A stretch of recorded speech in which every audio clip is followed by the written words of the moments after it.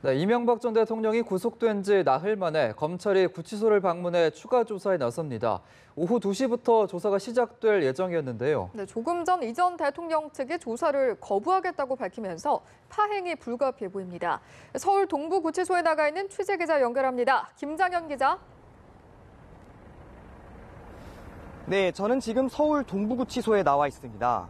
이명박 전 대통령에 대한 검찰 조사는 잠시 후 오후 2시부터 시작될 예정이었습니다. 지난 22일 구속된 지 나흘 만에 검찰의 옥중 조사로 서울 동부구치소에 마련된 서울 동부구치소에 마련된 별도의 조사실에서 이뤄질 예정이었습니다. 하지만 조금 전 이 전 대통령 측은 검찰 조사를 거부하겠다는 입장을 내놨습니다.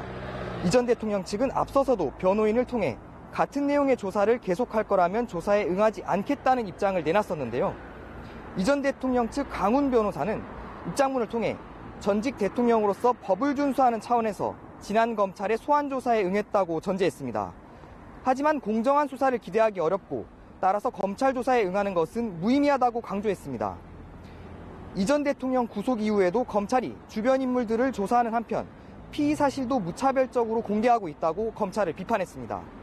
검찰은 이 전 대통령 입장과 무관하게 예정대로 수사팀을 서울 동부구치소로 보내기로 했습니다. 신봉수 첨단범죄 수사 1부장을 비롯한 검사와 수사관들이 조사에 나섰습니다. 신 부장 검사는 지난 14일 이 전 대통령의 검찰 소환 당시 다스 실소유주 의혹을 직접 조사했던 인물로 오늘 조사에선 다스 지분의 소유 관계와 경영비리 의혹을 중심으로 보강 조사를 우선 벌일 계획이었습니다. 하지만 이 전 대통령 측이 조사 거부 방침을 밝히면서 오늘 조사는 파행이 불가피해 보일 것으로 보입니다. 지금까지 서울 동부구치소에서 연합뉴스TV 김장현입니다.